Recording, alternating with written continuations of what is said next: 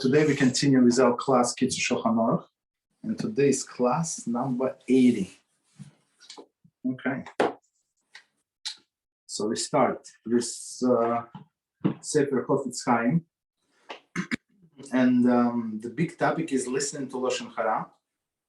Today's topic, the speaker's accomplice. Speaker's is accomplice. In addition to violation the prohibition against the listening to Lashon Hara, every listener of Lashon Hara is in effect making it possible for the speaker to relate the forbidden words, and therefore the accomplice to the sin. So basically what it says here, right? So somebody wants to say some secrets, whatever that I don't need to know. So if I would stop and listen to him, so I accomplish to his crime. Why? Because if I would not listen, if I say I don't want to hear this, so he would just stop talking. But because I'm trying to be polite, and it encourages him to continue with his Lashon Hara. In the case of the lone listener, the prohibition before the blind person do not place a stumbling. Vayikra 19:14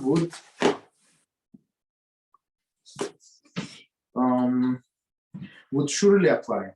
For included in the verse is the prohibition against causing another Jew to sin. So here's another problem. So this problem, it's even bigger. So if the two listeners, okay, maybe he's telling this guy, maybe even if I leave, he's going to tell the other person. So if I'm the only listener, that's the big problem.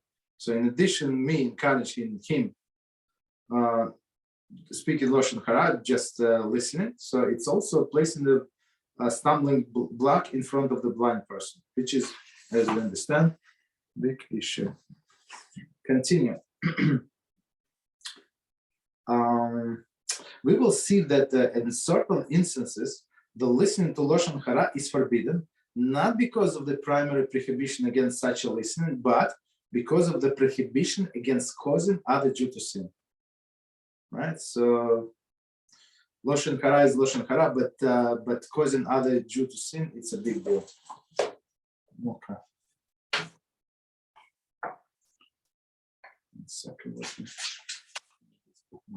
All right. So we continue with Kitzur Shulchan Aruch. So we are on volume number 1. And page 291, and our topic is the laws of the mourner's Kaddish. It's Simon 26, and we're going to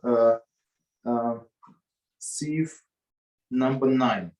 Okay, number 9. A mourner within the Shloshim, who is a guest.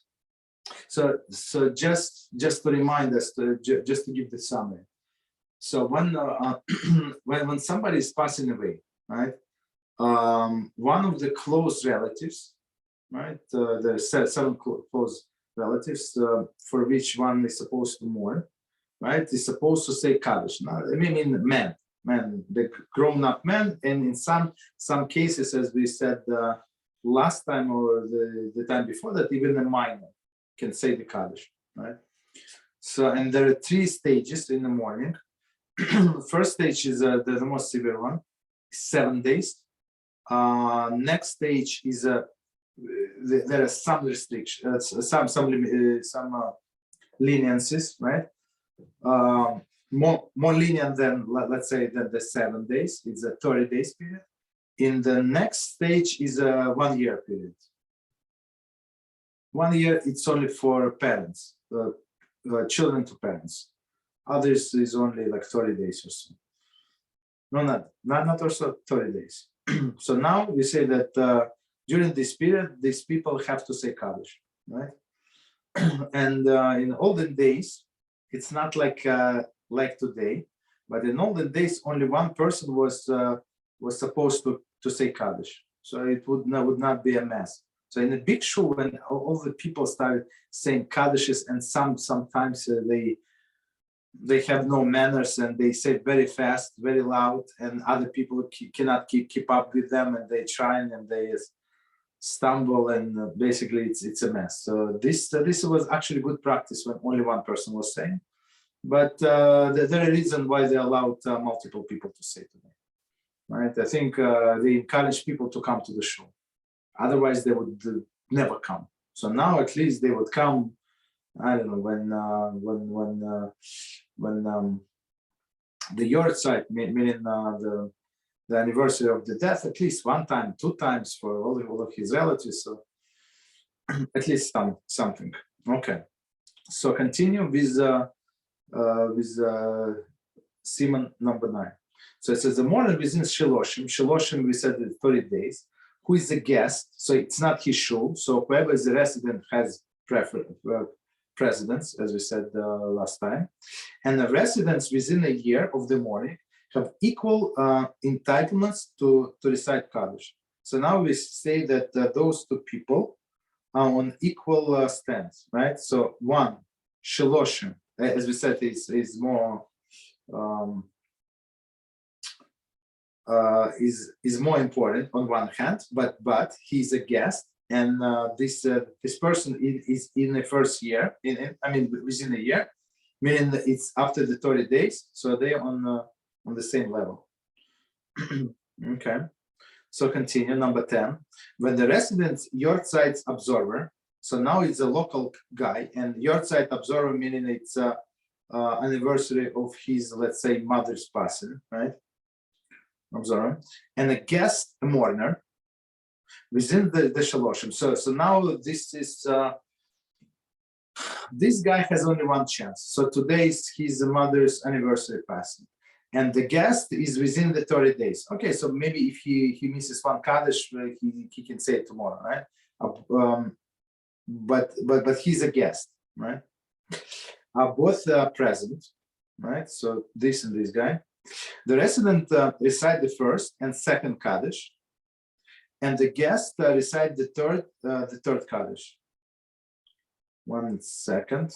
The resident recite the first and second Kaddish.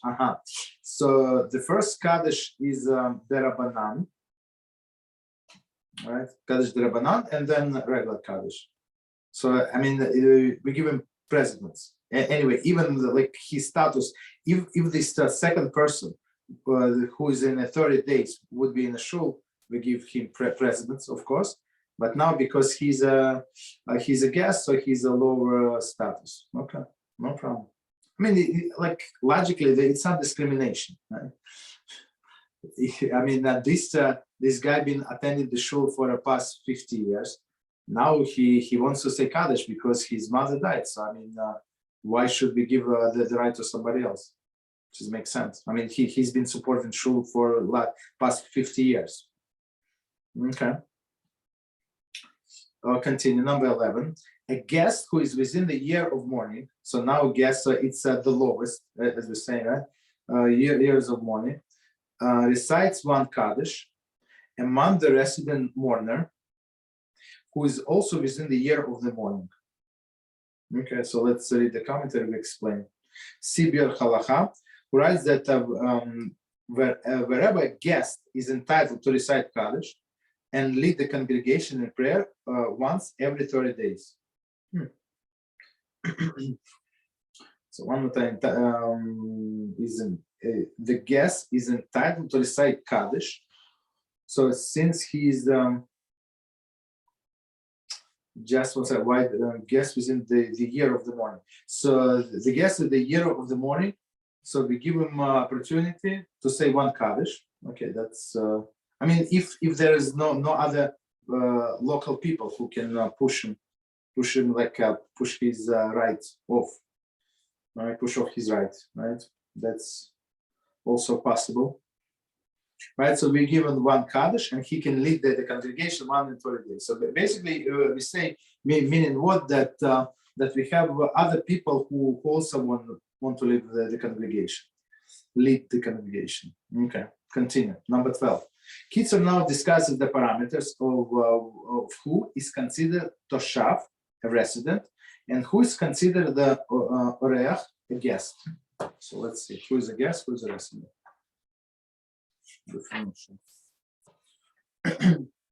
In regard to this law, a person is considered a resident when he pays a permanent, when he has a permanent house here in the town, even if he is not required to pay taxes, or if he pays taxes, even if he does not reside there. So taxes, I think it's a Jewish tax. It's not a government tax, the way I understand, right? So two conditions: whether he has a house and he lives there, even if he does not pay taxes. So there's some exclusions. Some people do not pay taxes. I mean, if he's a Torah scholar, so I don't think he pays taxes, right? Or he pays taxes, but he does not live there. I mean, maybe it's like his second house. However, somebody who comes here from another locale, right? From another locale, to recite Kaddish for his father or mother who resides here in this town, even though the parents, residents of this town, as per the previous guidelines. Nevertheless, since the son does not live or pay taxes there, he is not considered a resident. So it's very interesting. So his parents are living there, but he does not. So he comes there to say Kaddish for his father, let's say. So he does not get any special treatment. Because why? He does not live there, or he does not pay taxes. Okay, let me admit.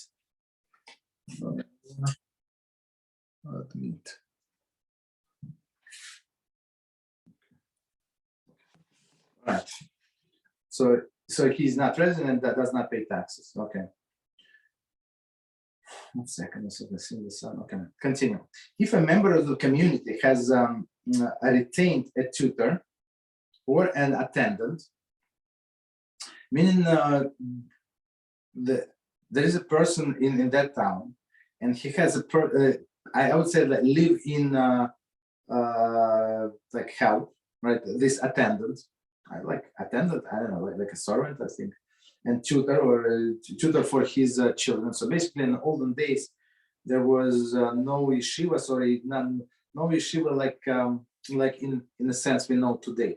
So what people who could afford, they would hire somebody knowledgeable, more or less, right, to teach their children, and this person would live in the house of the host, right? So that's what it is. So I mean, he does not pay taxes.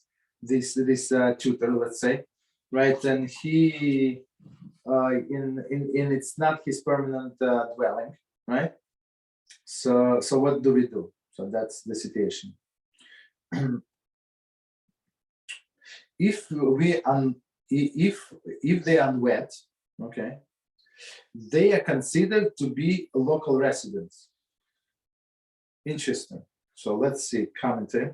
Although the source of the private individual, since there are no other place to call home, they consider residents. So very interesting. So if this guy, let's say, is a single guy, right? So even though he's just a tutor and he does not pay taxes, and I mean he just lives here, not in his parents' house, let's say. Since he's single, so his house is here, right? So we consider him as local resident. So in the country, so we can say that if he's married and let's say he went for 6 months away from his house to make this money to tutor somebody else's children, so his house is there. Right? Because wife is in Torah calls a house. Right? Continue. However, if they have wives in another town, here we go, they consider to be guests. So because his house is there, he is going there.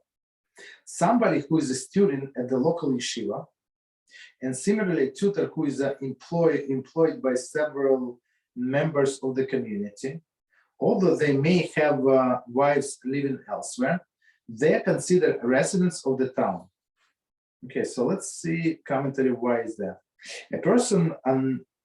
These persons are not merely passing through town, but they are here for an extended stay, as they are not only in the service of the single individual, they are deemed residents. So basically, this person in olden days, so people would go to yeshiva and stay there in the town for for some time. So basically, even if this person is married, the famous example, of course, Rabbi Akiva, right? So he's married, his wife is there, but he is here. But since he's in yeshiva, it's considered to be extended period of time. So he's like local residents, or when somebody is serving several families, this tutor guy. Very interesting. Question? Yes, I have one before continuing. Yes. At one of the last classes about the Kaddish, I think the Kaddish is skipped if no mourners attend the shul. They skip the Kaddish, is that right? Oh, okay, so he's a good question. So the question is, there are different conditions. There are conditions that say it says by the Chazan, the one who prays, the leader of the congregation, and that's not what we're talking about. That's a separate Kaddish. So we are talking about here the mourner's Kaddish, right? The Rabbanan or the mourner's Kaddish. So the tradition is, so people they don't want to bring ayin hara upon them, like bad eye. So if you don't have anybody that passed away, so why send Kaddish? So people would turn back and look at this guy. Maybe somebody might die. Maybe his mother has for sure, like his father died. You understand? Maybe his brother died. Why he sent Kaddish? So that's exactly the reason we're trying to avoid. But some elderly people who do not care or whatever, so they actually anyway they say, even though there is no one passed away. It's like a service for the community, right? Why? So everybody can answer Amen Yehei Shmei Rab. That's the thing. So, but you're right. In most of the shows, I don't want to say. I would say 50-50. In some shows, they say anyway. Somebody would say, like Rabbi would say, like when Rabbi does things, it's different. You understand? So everybody knows that he's saying for community. And usually rabbis would say the Kaddish, rabbi of the shul would say Kaddish for the people who cannot say themselves. Or for example, a woman lost her husband, so she cannot say the Kaddish. So she would ask rabbi, pay him money so he can say Kaddish. You understand? But in some shul that I go, there is no rabbi. Okay, so there is no rabbi. So I mean, there is no person who would say Kaddish. So there is almost always someone who say, but not always, not in every shul. It is true, yeah, not in every shul. You understand? So for example, if you pray in yeshiva, all of the boys, nobody would say Kaddish. God forbid. That's a bad omen. So he's a young fellow, he has parents. Why would he say Kaddish? Like, you normal? You understand? And plus, the parents would protest for sure. So taking into account this, so how it's in the opposite, how the rest of the members realize that someone has a relative who has passed away. Where do they, where do they announce this? Oh, you usually in a shul they announce after davening or before that. They say, gentlemen, that's what happened. This family lost their father, brother, mother, child, God forbid, or somebody. So we have always announcement going on, always. So I mean, maybe in a huge shul, 500 people, they would not know. But I mean, where I pray, it's small shuls, maybe, I don't know. In a weekday, maybe tops like 25-30 people. That's it, tops. So, I mean, 30 people, the rabbi would announce. For example, I was in my mind with every shur of Rab Yaron Reuven, because at the beginning of the shur, he makes several announcements. For example, ask for refuah shlema, several blessings, and maybe in that time they announce someone has a relative. No, not during shiur. It would like take people's mind from the point. It's not necessary. Plus, they do not care. They did not know what we're talking about.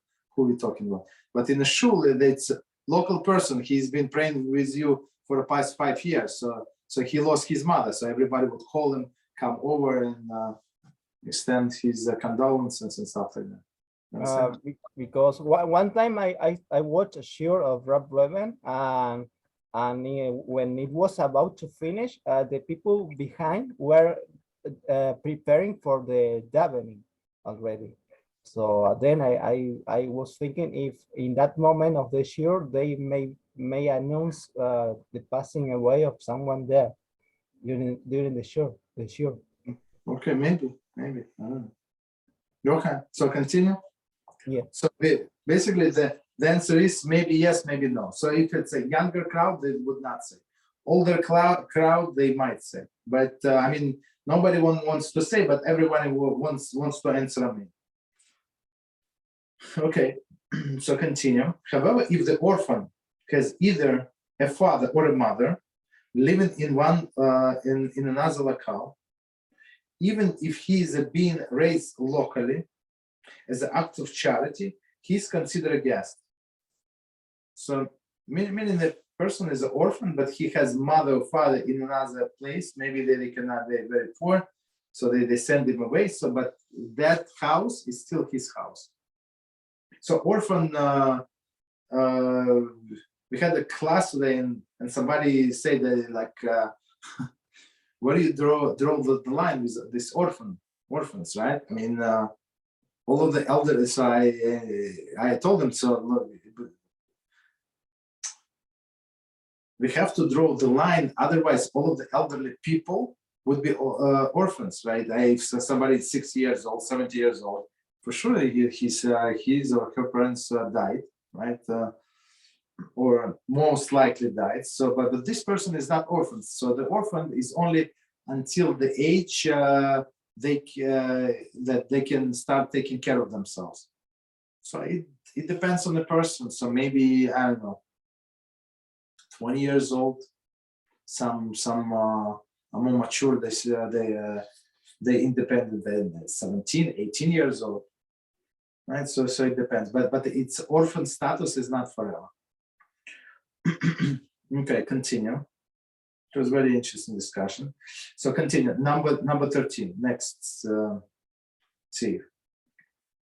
One who is regularly prays in one synagogue or study hall, who wishes to recite Kaddish in another synagogue, the mourners who regularly pray there may turn him away. So basically, it's one more time. If I've been praying here for 50 years, even 2 years, and this guy comes from another shul and he wants to say Kaddish, let's say I'm not talking about modern day, but in olden days, right? So why should he say instead of me, right?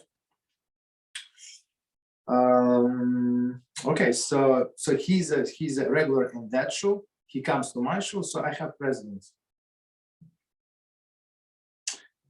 Just one. So the mourners who regularly pray, they may turn him away. So we're not obligated to be nice to the guest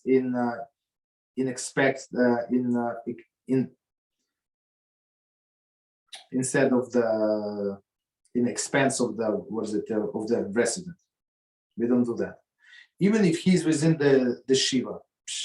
So this person came from to another not to his local, to another shul, and he's a shiva meaning 7 days. So we're not obligated to give him Kaddish.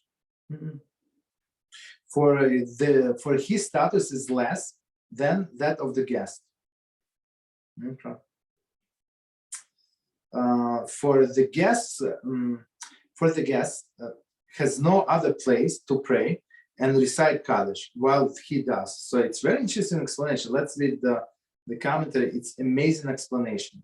Since he has other options, he may not impose himself on those who regularly pray in a synagogue. It's unbelievable. So they say there are two different scenarios. So this guy, he's from the neighborhood, right? But he usually goes to his shul, and now he decided to go to our shul for whatever reason. Maybe the time of the praying in my shul suits him better.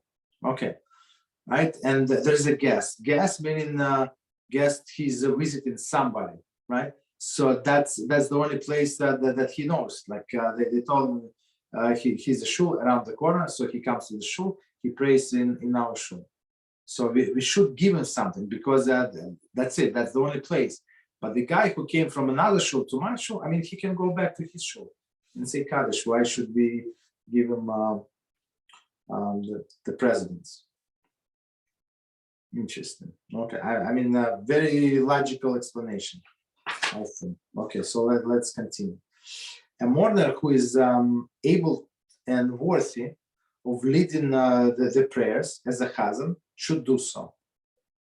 Okay, so let's see two commentaries. A mourner who is able and worthy. So it number 39. It is if he is unable to enunciate the words properly, he should not serve as a chazan. Moreover, he cannot serve a chazan unless he is accepted by the congregation. See the Shulchan Aruch 53:20. So basically, we have to understand what's going on here. In every prayer, we have a leader. So one who leads the congregation, right, and do a repetition of the Shemona Esrei, if it's Marif or Mincha. No, not Marif, I apologize. Shacharis or Mincha, he does repetition of the Shemona Esrei, all other things, right? So there is a proper, so it's only Ashkenazic tradition, right? So it's Ashkenazic tradition, so the person in the first year of the passing of his parents, he should lead the congregation. So for example, in the shul that I go, there are three or four people like that who lost their two at least. I know that they lost their mothers last year, right? So now they split. Even one prayer, actually they can split. For example, morning prayer, you can split between three people. There is no problem whatsoever, right? So all of the three mornings get the piece of the prayer. They can lead the congregation, but again, they have to be like educated enough, know what to read and what not to read, right? And they have to pronounce the words correctly. That's the big problem. That's a big problem. So people, many people who, let's say, taught themselves Hebrew, right, and they never learned with somebody. They never with somebody who knows how to pronounce, and they're nervous. They would mispronounce many words. They skip the ending, put a different ending or different vowels and stuff like that. That's a big issue. So I saw like few people like that. You understand? So it's better. Mishnah Brura says, and Shulchan Aruch says, do not go. If you're nervous, if you're going to mispronounce word, just don't go. You're not obligated to go.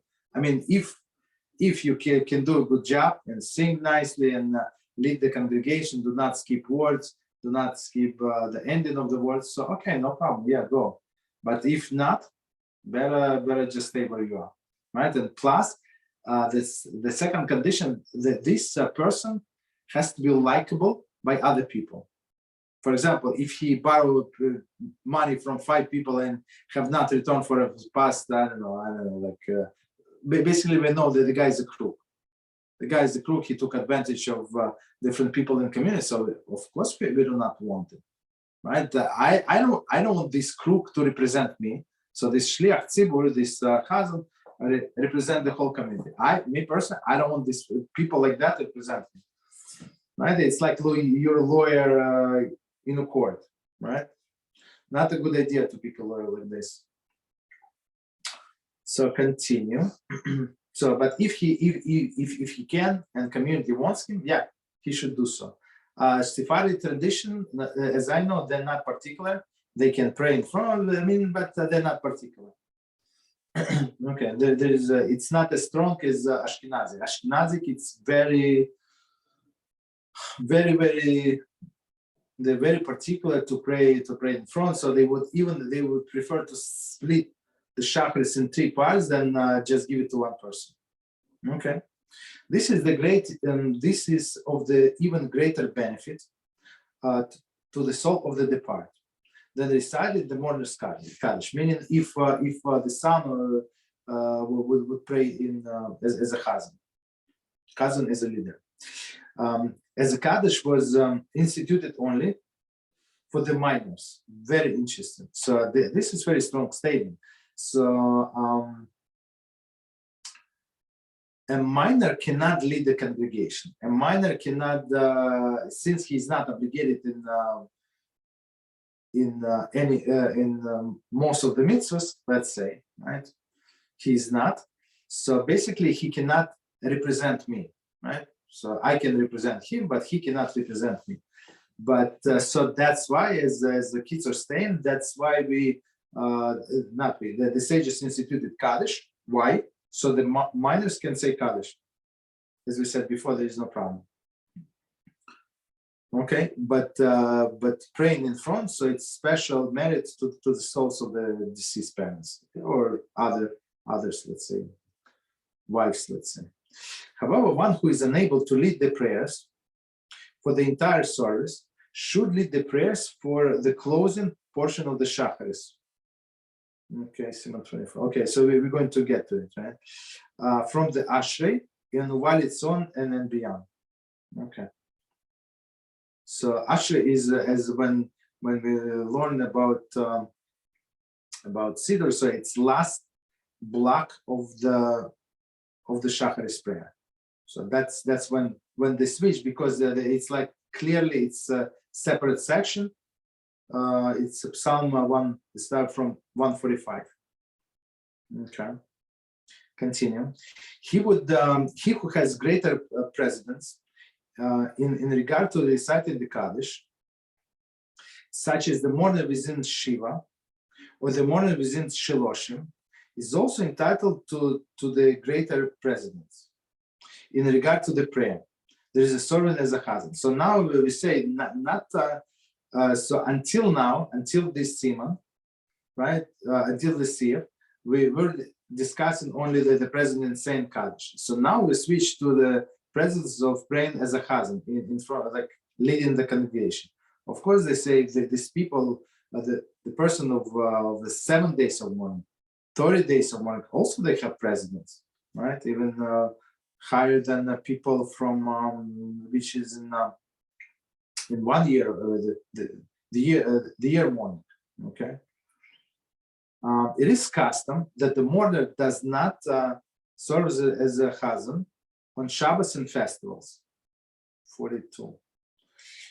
Commentary. This includes the mourner who is Shiloshim for immediate family, and the mourner over departed parents for the entire year of the mourning. So, as we said before, for father and mother, we mourn for entire year. For the other relatives, one of the close relatives, so we mourn only 30 days. Right?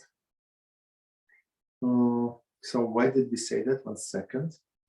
It is a case. Okay. So these people, the one who is in 30 days, right, or for his other relatives, and the one who is in a year mourning for father and mother, so they do not serve as a Chazan on Shabbos and Yom Tov. So on Shabbos and Yom Tov, people sometimes they sing, sometimes they dance, and it's very uplifting davening. So we try, and since he's in the morning state, so do not just leave him don't get him too excited, and he would forget that he's supposed to mourn. So we don't so they do not daven basically. So commentary is the Mishnah Brura 581.7 rules that on the days of Halal or Musaf is recited, such as Chol HaMoed Rosh Chodesh. Today is Rosh Chodesh, by the way, and Hanukkah, the mourner should not serve as a Chazan for those prayers. See however Bir Halacha Ma'amar Kadeshim, where he rules that a mourner should not serve as a Chazan at all the days when Tachanun and Lamnatseach are not said. For yet another custom, see Mishnah Brura. So So what do they say here? So for example, today was Rosh Chodesh. So on Rosh Chodesh we add two additional prayers. One is Hallel. So this psukim, psalms, right? When we praise HaShem for the great deeds that He does for us, and plus it's Musaf, this additional prayer. So on this day on Rosh Chodesh we had special sacrifices in the Beis Hamikdash. So here we also bring special sacrifices without words. So we pray in Musaf. So it's also very like uplifting prayer. So we say this morning cannot. Other parts he can pray. There is no problem whatsoever. The first part he can pray. It's almost the same prayer as a weekday. And then he switched. So somebody takes over who is not a mourner. So there are always solutions to the things. So we say about this, but on Shabbos and Yom Tov is different. I mean, all of these prayers are like with a joy. So these people do not pray on these occasions. Continue. However, if even before the becoming the mourner, he would serve as a chazan on Shabbos and festivals, he may serve chazan even during the time of the morning. Very interesting.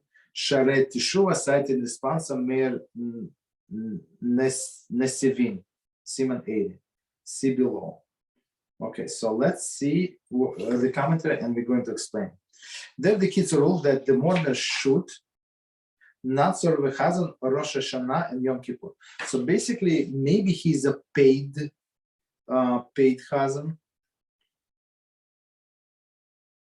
It's possible. That does not say here, but that's what I suspect. So in many shuls, not too many. Like I don't know, so many. In some shuls, there are not too many people who can pray in front. They have nice voice. They can know how to read, and stuff like that, right? Not only read, but nicely read, right? Nicely, like with all of these pauses when he has to pause, right, and stuff like that. So they would appoint somebody, like a special person who is a chazan. So if this person is appointed, or he's appointed for Shabbos, so Shabbos is a little different prayers, not a little, different prayers, right? Is a regular daily prayer plus a lot of extra. So not everybody knows this text very good. So on Shabbos and Yom Tov, they could appoint some special person, like a designated person. So the Kitzur says if he's designated, like been praying on Shabbos and Yom Tov, so we can allow him. Why? Because it's the way I see it, it's like almost his job, right? So we don't, if we're normal people, we don't get excited on our job, unless it is Torah or something like connected with the mitzvah. But otherwise, that's not normal to be excited about the job. Okay. So continue. Any question on what we said? Yes, about the Hassan. The The Hassan cannot serve if he's a mourner, cannot do the service. That is the issue. Yes, I mean no. 1 second. Chazan he's a mourner. We said opposite. So if somebody is a mourner, it's preferable that he serve as a chazan, but not on Shabbos or Yom Tov. That's what we said. So the Hassan has to serve as his job, even if he's a mourner. Oh yes, okay. I apologize. Yeah, that's what we said in the last one. Yes, if let's say if they pay the money, or that's what he was doing always, he served as a chazan on Shabbos and Yom Tov. So we allow him. So beside only the two differences, Yom Kippur and Rosh Hashanah. Wasn't also when days were when Tachanun is recited? Oh, well, when Tachanun is recited, there's no problem whatsoever. We said that the exception starts when they might not be allowed when there is no Tachanun. So okay. Sorry, opposite. So Tachanun is like solemn prayer, right?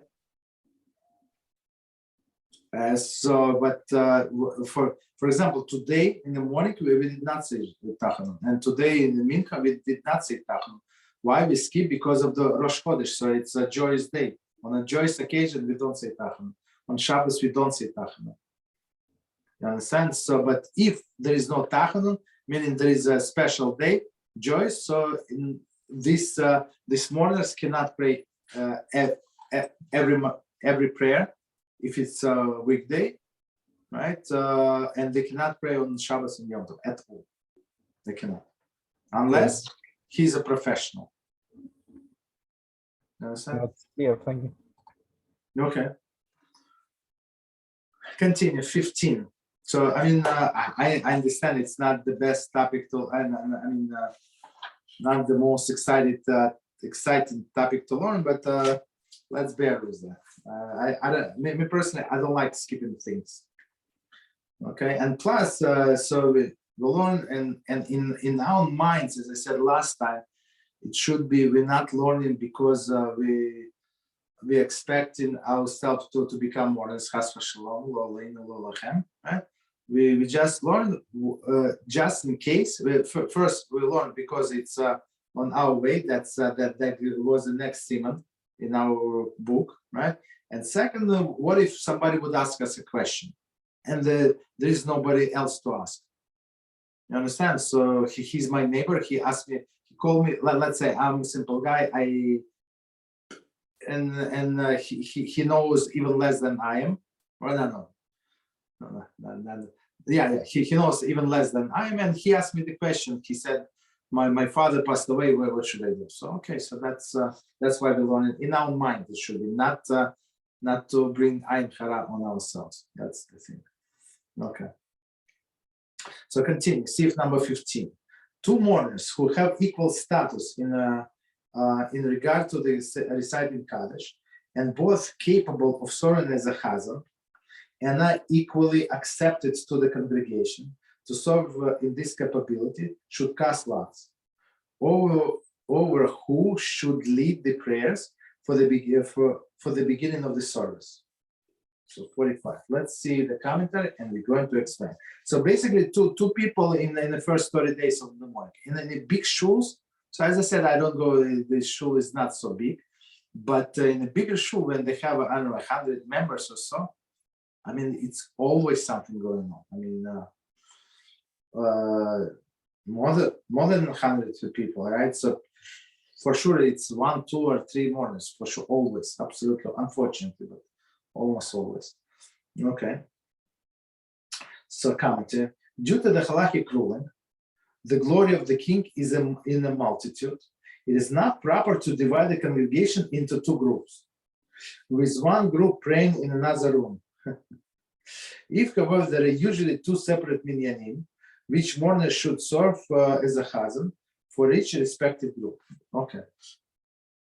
We have to explain this. There is very, very important rule in Judaism, which is said that the glory is of the king in a multitude of his servants, right? So, for example, there is a king arriving to town, right? He comes to your town. So, if 3 people would come to meet him and greet him, or 10,000 people or 100,000 would come to greet him. So the more people come, the more respect you show to the king, right? So it says that it's proper to pray. I mean, it's better to pray in a bigger minyan, if it's possible, than in a smaller one. On one hand. On another hand, if they do not behave properly, if they talk during the prayers, don't behave like people walking around, like talk obnoxiously, and they don't turn off their phone. So it's better for you to go in a smaller minyan. That's no question about it. But if it's normal, like a yeshivish style minyan, so that's the proper way to do, right? So they say that it's not proper to split minyan. So basically, I mean, usually they don't do it, but some people, they're so particular, they want to say Kaddish no matter what. They want to lead the congregation, especially if it's a yard site, it's a first yard site. And let's say, I don't know how it's possible, everything possible. So 2 people have a first yard site on on the same day. Let's say what happened, right? So I mean, this guy wants to lead the congregation. That guy wants to lead the congregation. I'm talking about the Ashkenazi people, right? So now the problem is that another solution is split the minyan. Let's say there are 50 people, so 10 or 15 goes with one guy, and the rest stays with another guy. So this can lead to one congregation, this can lead to another congregation. So the commentary say, don't do it. But do people always listen to this commentary? No, not always. So they would prefer to split the minyan. In many places, there are separate minyanim, right? So I mean, sometimes at a different time, but some at the same time. One is in I don't know, one room of synagogue, another in another room. I mean, it's also possible. A question here. So one second. So let me show you. So if there are two separate, so if there are two separate minyanim, there is no problem whatsoever. Okay, this guy leads this one, this guy leads that one, but to split minyan is not proper. So go ahead, the question. So when you say leading the congregation, does it mean being a Hassan always? No. I mean, how to say it?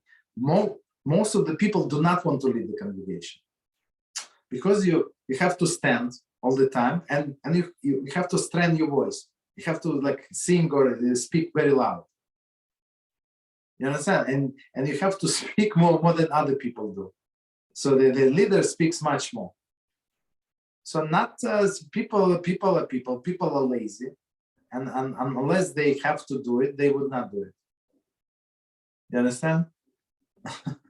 So if somebody is like to hear himself singing, so he would do it every time.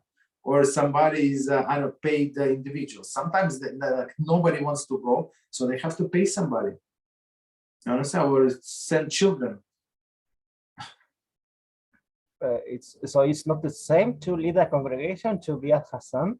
No, it's exactly the same. Oh, well, okay.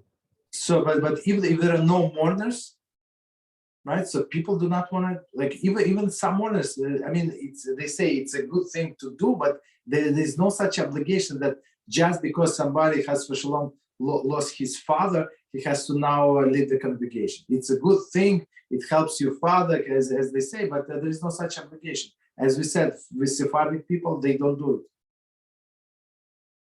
You understand? I mean, Ashkenazi tradition, yes, some are very particular. They would, I don't want to say fight, but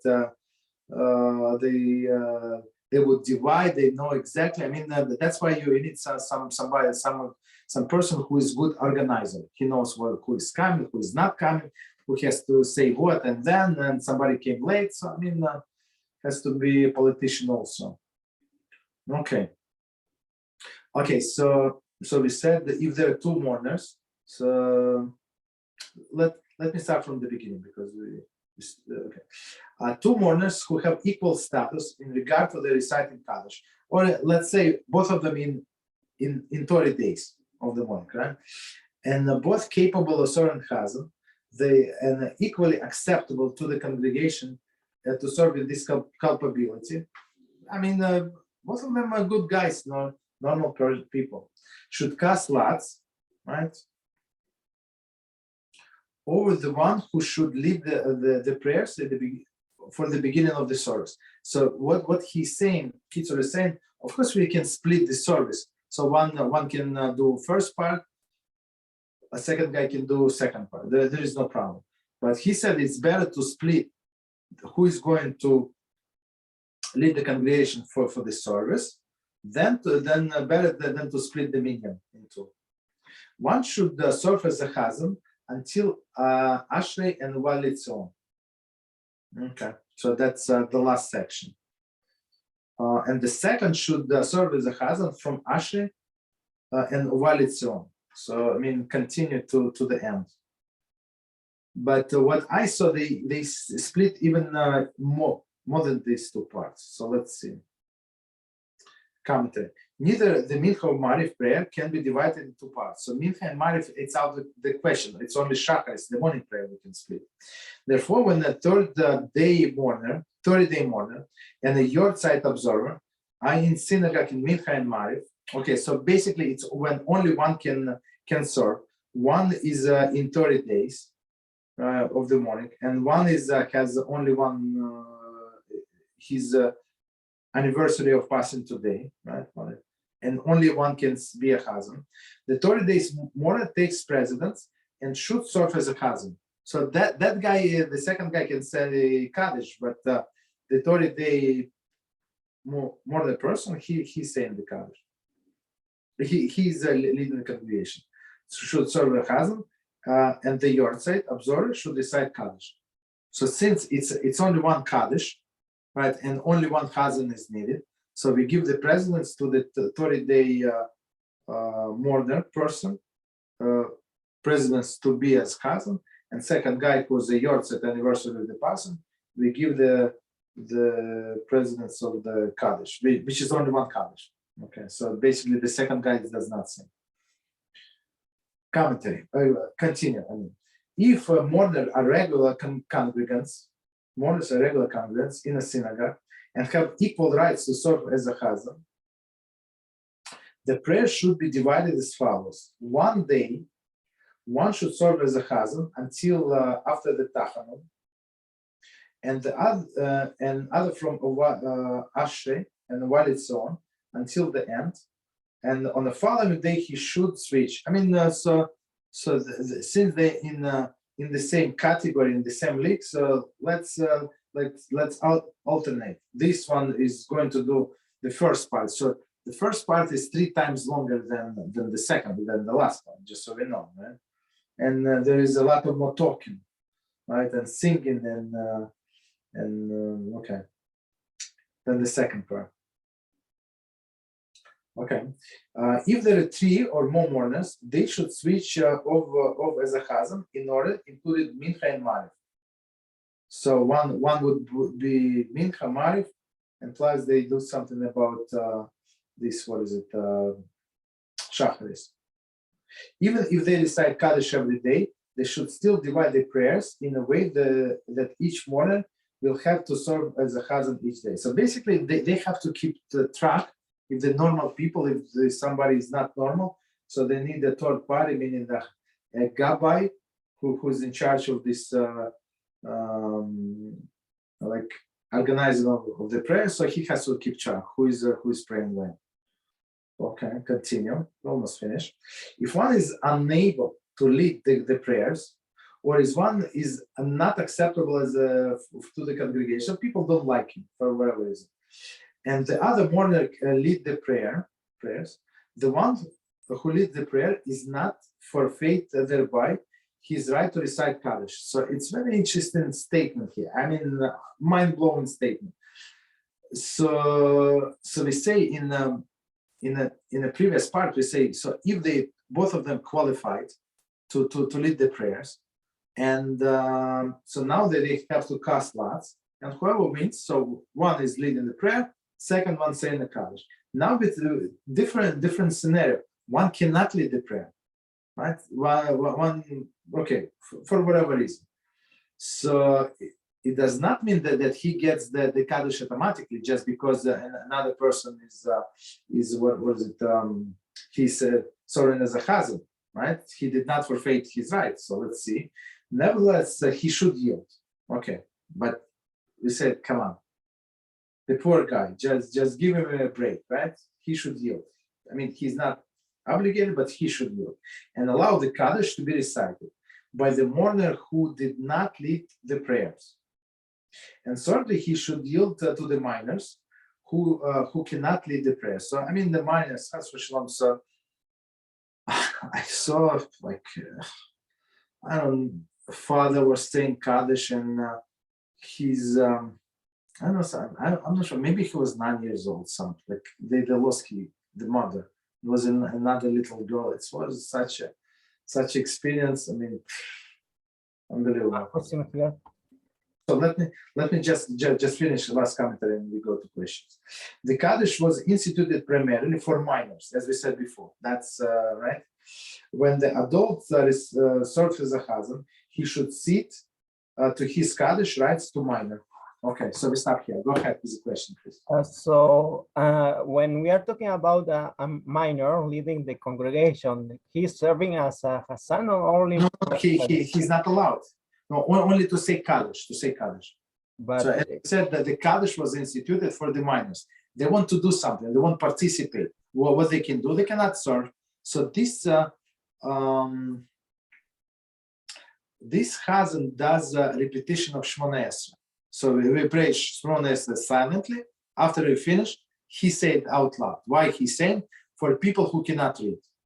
But he can absolve me from my obligation to say Shmona Esrei if he's on the same level as obligation as I am.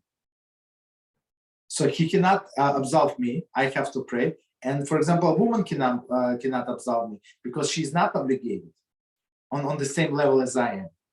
Right? You understand? But adult males can absolve adult males. That's the thing. So in conclusion, this minor is allowed to the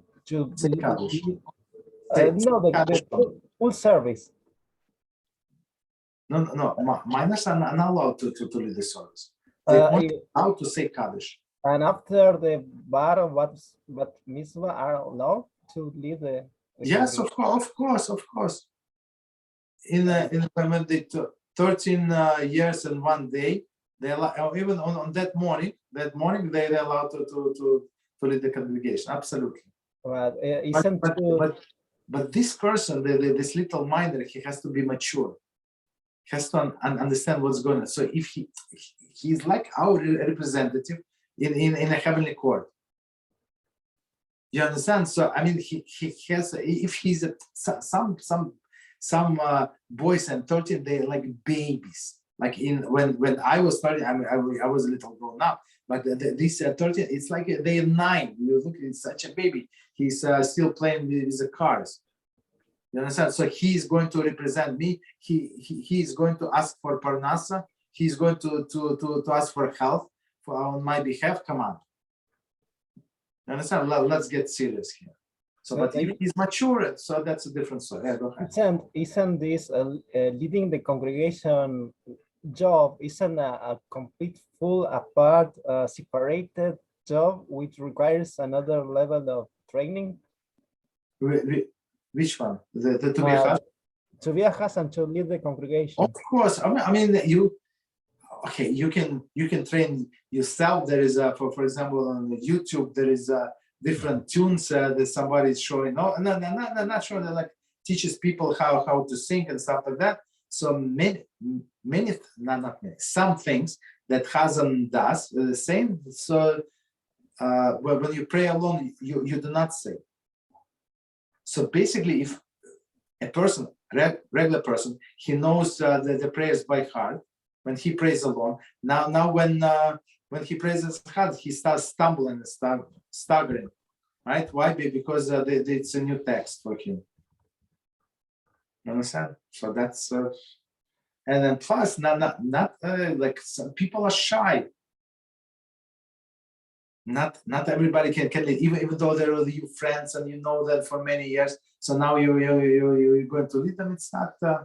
I tried a few times, and I stopped. You know, because I feel like pressure. I feel pressure when I just part of the congregation. There is no. I don't feel the pressure. I do my speed. No, nobody tells me what to do and stuff like that. But here the people start. You're taking too long, maybe. You understand? So I don't like this question. Okay. Any other questions? Any topic? No? Okay. So let's stop here. No? You have a question? Okay. So let's stop. You on mute. Yes. You're on mute. Okay, go I ahead. hit the wrong button. So the question was, how many worlds existed before this one, 7 or 7,000? Worlds. Yes. Worlds is 974 worlds. Yes. And this is the last one. This is the last one. Yeah. Okay. Another one is I am not still I'm not clear about the final part of the Amida, because when it says Ose Shalom Bimromam, I don't know if they say to say amen, but I'm not sure if this is part of a congregation or if I have to say amen. No, you say it as you pray by yourself. You're praying. You say it. Exactly as the song, because there is a song that says the same. Ose Shalom Bimromam. Yeah, okay. They made the song out of it. Yes, correct. In the song, But you say that it's part of the prayer. I'm not sure if it's proper to sing it as a song. I'm not so sure, because in one sense you take the holy prayer and you mocking it. You understand? So you disrespect to the prayer.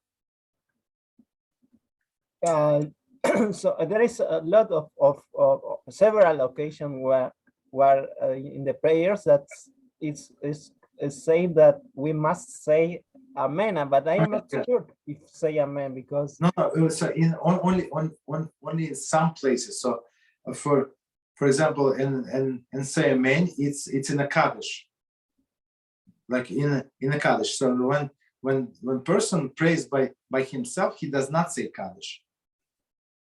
Does not. He skips all of the kaddish. You understand? So but in some places, for example, when you say Birchas Hamazon, right, the grace after the meal, you say in a blessing of Yerushalayim, you say amen. That's part of the blessing. You say the word amen. Usually we're not allowed to say amen to ourselves, right? I said the blessing, other person should say it. Or he said the blessing, I should say answer amen. But these are the several exceptions. So the one that you point, the exception, and another one is the Birchas Hamazon. Yeah, we say blessing. We say amen to whatever we say. I opened the Art Scroll virtual Sidur, and the final part, it says and upon all Israel dot now respond 2 points and amen. And yes, how is what is we must say amen? Now respond amen or only amen? No, yeah, everything. You say everything. Now respond amen. Yeah. Now respond amen is part of the prayer. Yes. Oh, because it's very it's in Hebrew v'imru amen. Oh. It's now we respond. I mean, in English, of course, they have to give you the like not exact translation, but not a little, but like translation. So it would fit. Because I always thought that it was an instruction, not part of the prayer. No, this is part of the prayer. Okay. Thank you. Okay, that's it. We stop here. Any other questions? Anybody? Okay, so we stop here. B'ezrat Hashem, tomorrow we have a Hilchas Teshuvah class.